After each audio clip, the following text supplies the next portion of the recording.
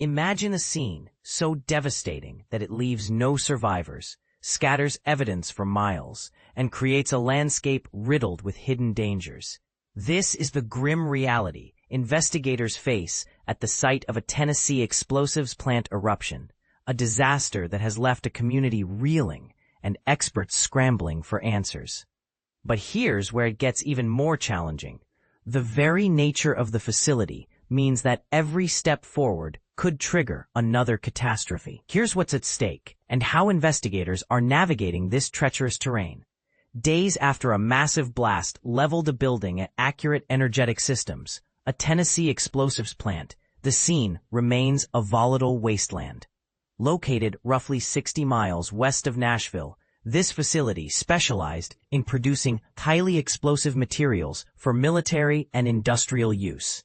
The explosion was so powerful that it left no living witnesses, scattering debris and potentially crucial evidence across a half-square-mile area. And this is the part most people miss. Even the smallest fragment, no larger than a fingernail, could hold the key to unraveling what happened. But finding it in this chaotic expanse is like searching for a needle in a haystack that might still be armed. The investigation into the cause of the explosion is far from over, and authorities warn it could take weeks or even months to piece together what happened. Why the delay? The site is a minefield, literally. Undetonated explosives pose an immediate threat to first responders and investigators, forcing them to proceed with extreme caution. Before any meaningful investigative work or victim recovery can begin, the entire area must be meticulously cleared, a process Governor Bill Lee described as combing the site foot by foot. Once we've ensured the area is free of all hazards, we'll start the post-blast investigation to determine the cause and origin of the explosion, explained Bryce McCracken, a special agent with the Bureau of Alcohol, Tobacco, Firearms, and Explosives, ATF. But identifying the root cause won't be easy. The initial blast triggered a chain reaction of smaller explosions, potentially obscuring the true origin point. Here's where it gets controversial. Was this a tragic accident, or could foul play be involved? The ATF's elite national response team is on the ground, not just to find answers, but to ensure accountability if criminal activity is discovered. The challenges are daunting. Accurate Energetic Systems is a key military supplier, manufacturing bulk explosives, landmines, and breaching charges like C4. Last month, the company secured a $120 million contract from the U.S. Department of Defense for TNT procurement. This means the destroyed building likely housed a variety of highly volatile materials, exponentially increasing the risk to investigators. Bomb technicians from the ATF, FBI, and Tennessee Bureau of Investigation are working at a painstakingly slow pace, donning heavy protective gear in sweltering Tennessee heat. Leading the effort is the ATF's National Response Team, a group of specialists with experience in high-profile incidents like the 9/11 World Trade Center attack and the 1995 Oklahoma City bombing. The team includes explosive specialists, bomb technicians, electrical engineers, forensic chemists, and intelligence researchers. They bring decades of expertise in determining the origin and cause of explosions and fires, said Tyra Cunningham, an ATF Assistant Special Agent. Yet, even with this expertise, progress is slow.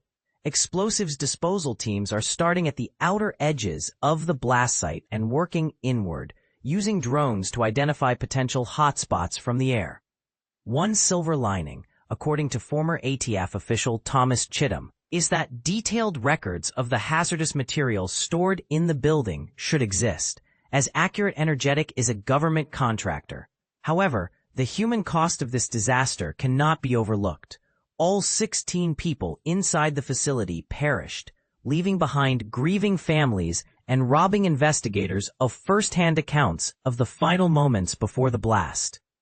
Everyone who could have described what went wrong is gone, noted CNN analyst John Miller. Authorities are now interviewing other workers and examining workplace conditions for clues. Was the facility clean and orderly? Was the company complying with safety regulations? Surveillance footage might offer insights, but given the scale of the destruction, it's unclear if any cameras survived. Meanwhile, identifying victims' remains is a slow, agonizing process. Bodies cannot be recovered until the area is declared safe, leaving families in limbo. Authorities are using DNA samples from relatives and rapid DNA technology to expedite identification, but the wait is excruciating. Once the scene is cleared, investigators will face a jigsaw puzzle of mangled equipment, shattered materials, and scattered evidence. Typically, the first step is to locate the blast's origin, but in this case, the building was almost entirely obliterated. It's complete devastation, Chittum said. To complicate matters, debris has been found up to 2 miles away, expanding the already vast and complex scene. Residents are urged to report any suspicious objects without touching them. Reconstructing the scene will require facility blueprints, photographs, and a meticulous grid system to map thousands of pieces of evidence. It's like putting a puzzle back together, said ATF Special Agent Matthew Ballou. Each piece must be traced back to its origin, with investigators calculating the distance and direction it was thrown by the explosion. You're taking small pieces and trying to reconstruct them into something whole, Ballou explained. The pressure to deliver answers is immense, but investigators are trained to remain objective. We can't let emotion, community pressure, or politics drive our work, said ATF NRT team leader Chris Faulkner. We have one shot to get this right. Here's a thought-provoking question for you. With such high stakes and so many unknowns, how can investigators balance speed and thoroughness in their search for the truth? And what lessons can be learned to prevent future tragedies like this? Share your thoughts in the comments. This is a conversation worth having.